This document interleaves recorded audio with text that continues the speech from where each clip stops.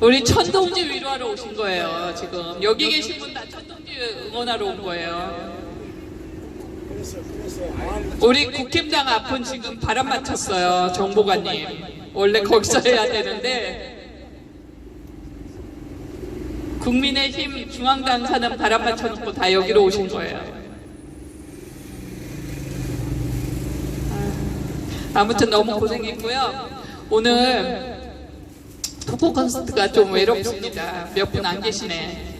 예, 우리 몇 분 안 계시는데 우리 박윤성 사무총장님이 한 말씀 하셔야 될 것 같아요. 예, 그간 이제 토크 콘서트가 오늘로 20회예요. 20회를 맞이했는데 우리가 출장 서비스로 오늘 헌재 두 번째로 왔는데 다음 주는 다시 국힘당으로 갑니다. 국민의힘 중앙당사 저희 원래 위치로 가는데 저희가 이제 헌재 앞에서 해야 될 것들이 있죠. 메시지를 꼭 전달을 해야 되는데 우리 먼저 부방대 사무총장님이 정말 늘상 이 저 트럭 몰고 오냐고 애도 많이 쓰시고 살림살이 꾸려 나가냐고 힘들어요. 동해번쩍 서해번쩍. 예, 부방대 사무총장님으로서 이제 말씀 토크 콘서트에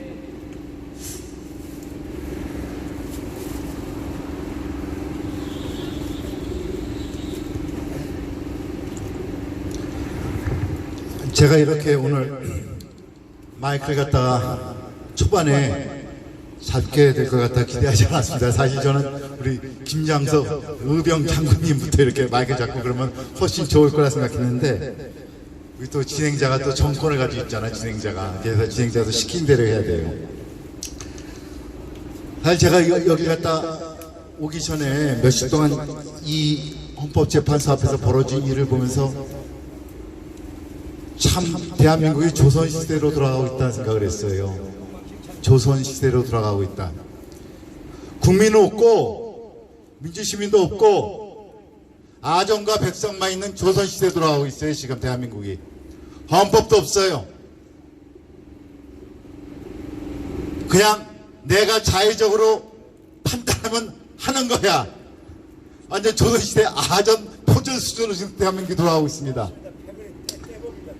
네, 여러분들 다들 아시다시피 우리 대한민국은 헌법에 의해서 나라가 운영되고 세워지고 나라가 운영되는 그런 입헌 자유민주공화국입니다.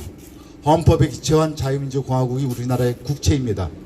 그리고 이 국채를 갖다가 현실적으로 운영하는 데 있어서 적용하는 법칙은 민주공화제라고 하는 제도를 갖다가 채택하고 있습니다. 근데 여러분들 다들 아시다시피 우리 헌법 12조를 갖다 보게 되면은 모든 국민은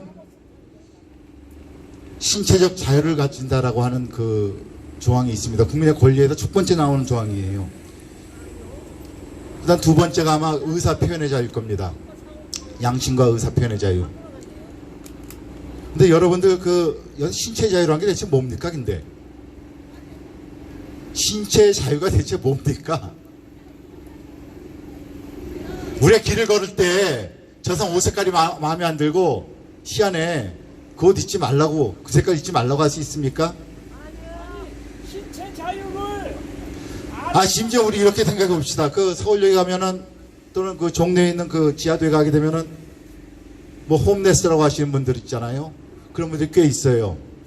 그런 분들이 앉을 때 거적대기 깔고 하냐 시멘트에 그냥 앉냐, 누가 와서 그걸 갖다가 이래라 저래라 할 수 있습니까? 그 사람들이 밤에 잘 때 신문지를 덮고 자든 거시대기를 덮고 자든 이불 덮고 자든 옷을 덮고 자든 누가 뭐라 그럴 수 있습니까? 자유민주라고 한 제도에서는 사회적 제도에 심대한 위협을 가하지 않는 한, 제3자의 자유에 심대한 침해를 하지 않는 한 다 보장되게 있는 거예요.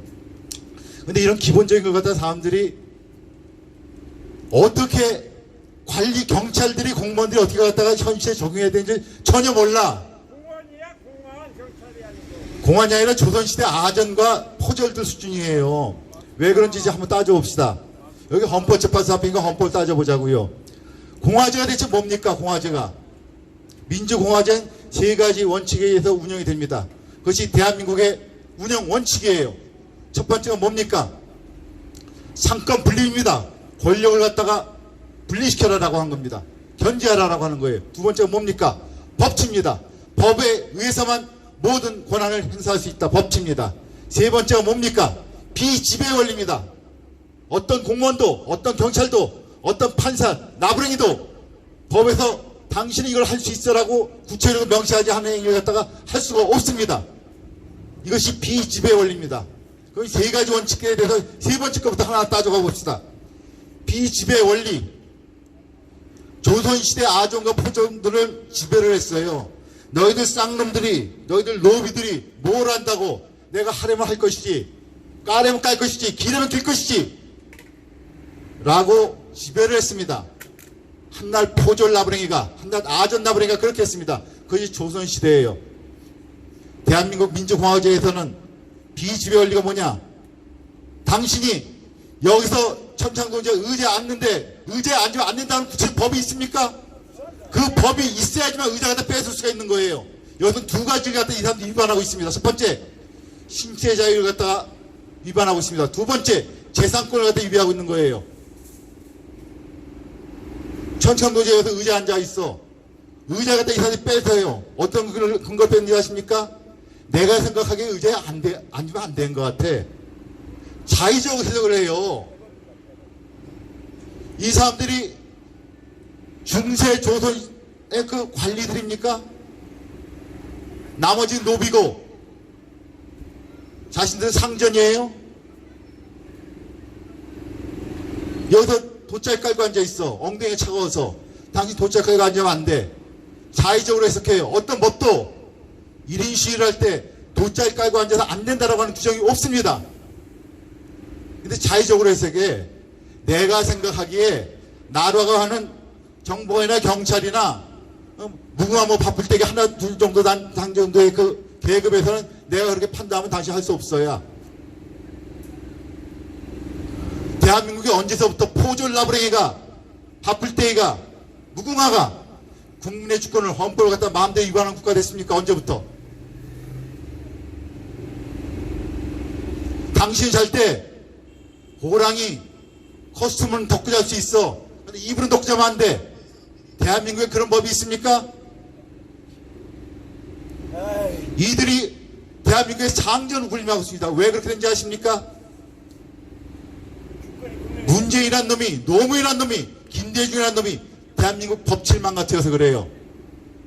이 공무원 나부랭이들한테 니들이 뭘 해도 괜찮다고 다 허용을 해서 그렇습니다.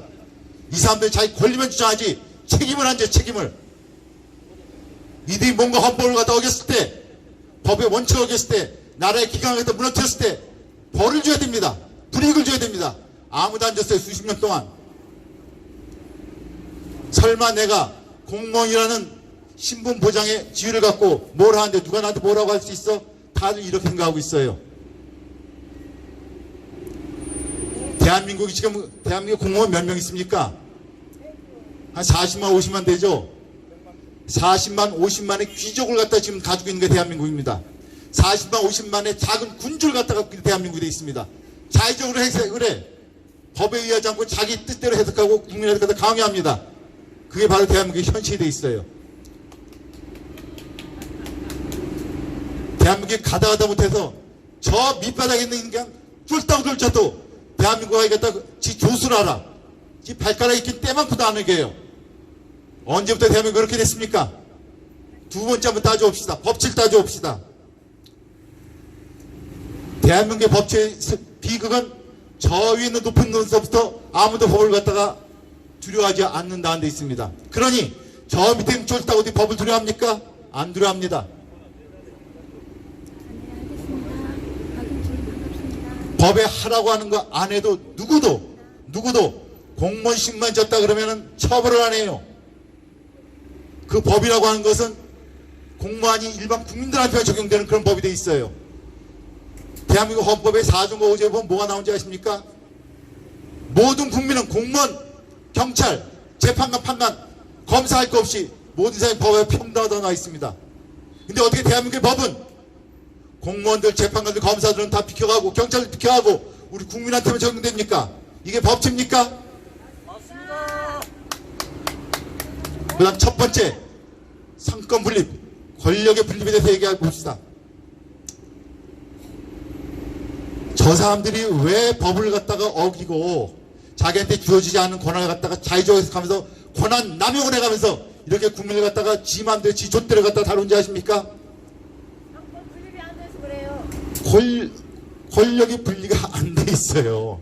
권력을 분리한다는 게 의미가 대체 뭡니까 그게? 견제하라는 거예요. 견제.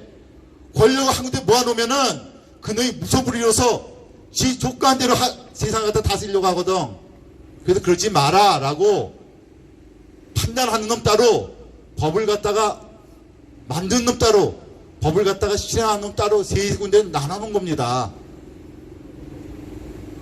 그런데 어떤지 아세요? 현실에 가면은 저희가 일상생활을 하면서 이렇게 민주시민으로서 모든 시위를 해가면서 저 경찰들의 또는 선거관리위원회 공무원들의 또는 시청에 있는 행정 공무원들의 모든 비리를 봐요. 권한 남용을 봅니다. 월권을 봐요. 그럼 우리가 갖다 고발을 합니다. 고발하면 뭐라고 답변이 오신지 아십니까? 지들끼리 짜고 지들끼리 서로 뒷점을 갖다가 보살펴주고 있어요. 아니 저 쌍놈 천한 놈 국민이 어떻게 고귀한 공무원을 갖다 고발을 하냐야. 그래서 당연히 공무원은 죄가 없는 것을 여기면서 다 기각을 해버려요. 수사도 안 해. 수사도 수사도 안 해요. 수사를 하고 기각을 해버려요. 상권 분립이 아니라 상권이 하나 똘똘 뭉쳐있어. 서로 알아서 챙겨줘요. 뒷배를 갖다가. 이게 지금 대한민국 현실에 있는 겁니다. 민주공화적 질서가 국민만 지켜. 국민만. 공무원 어느 한 놈도 이걸 안 지켜요. 안 지켜도 누구 하나 처벌을 받지 않아. 누구 하나 불이익을 받지 않고 누구 하나 직무상의 처벌을 받지 않습니다. 이게 5년, 10년, 20년 가다 보니까 나라가 개판이 됐어. 개판이. 저 헌법재판소라는 헌법을 갖다 거들먹고 있는 놈들이 저 안에 앉아서 헌법을 갖다 엉망진창 만들어. 그런데도 아무도 뭐라 그러질 않아요. 저놈들이 법을 갖다 대놓고 어겨. 헌법도 어겨. 공직선거법도 어겨. 지네 만지 규칙도 어겨요. 그래도 누구도 처벌을 하지 않아. 그걸 고발해도 경찰들이 수사도 하지 않아요. 이게 지금 대한민국의 현실이에요. 상권 분립 개나 저보레가 됐어. 권력이 하나 똘똘 뭉쳐서 서로 뒷배가 서로가 둘겨주고 있어요. 서로 보호해주고. 국민은 누굴 대상으로 자신의 권리를 주장해야 됩니까? 공무원들 하나하나가 지들끼리 보호하고 있는데, 대한민국에는 두 가지의 범죄가 있습니다. 하나는 정말 나쁘다고 하는 파렴치범들이 있어요. 그래서 잡범들이라고 그러죠. 잡범들이 있습니다. 또 하나는 뭐가 있는지 아십니까? 공무원들의 그 범죄가 만연되어 있는 게 대한민국의 범죄예요. 그 공무원들의 범죄 갖다 누구도 통제하고 제어할 수 없는 게 대한민국의 현실입니다. 지금. 이게 바로 대한민국의 현재 비극입니다. 그래서 여기서 천창동지가 여기 와서 맨날 의자 안 앉으면 의자 대첩이래. 방송 하나 까지고 방송 대첩이래. 그게 대첩입니까? 헌법에 있는 고유한 권리 행사한 것 갖다가 경찰들이 못하게 막는 거지. 헌법 위반해 가면서. 그래도 그 옆에 있는 어느 경찰로 하나 그거 갖다가 헌법 위반이라고 얘기를 하지 않아. 서로 외면을 합니다. 그 헌법 위반하고. 권한 남용하고 월권을 하는데 누구 하나 말리질 않아요. 그거를. 심지어는 우리 국민들이 가서 고발해도 고발장에다 쓰레기통에 집어넣습니다.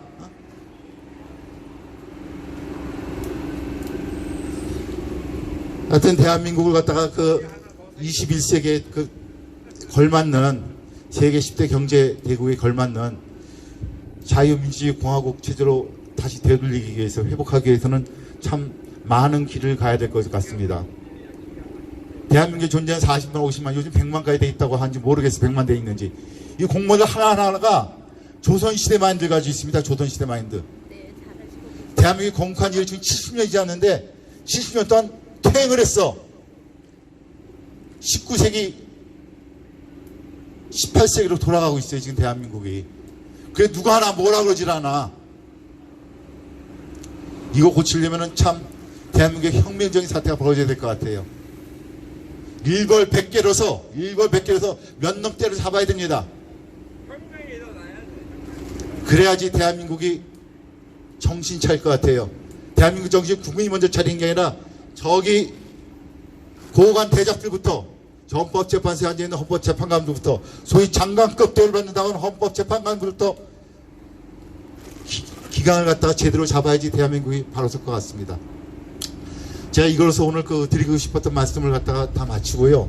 다음 주부터는 진짜 우리가 국민의힘당 앞으로 돌아갑니다. 근데 지금 방향이 굉장히 많이 바뀌고 바람이 바뀌어서 불고 있습니다. 제가 어제 오늘에 걸쳐서 많은 곳에서 전화를 받고 있어요. 무슨 전화냐면은 전국에 있는 많은 애국 동지들이 야 지금 10월 10일이면 또 보궐선거가 다가오고 그다음 보궐선거 지나가면은 이제 본격적인 총선 선거판이 이제 돌입을 한다.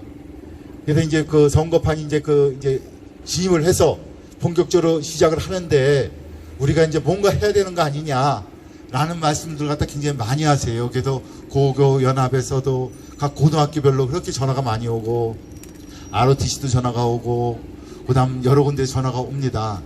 그래서 제가 말씀을 드렸어요.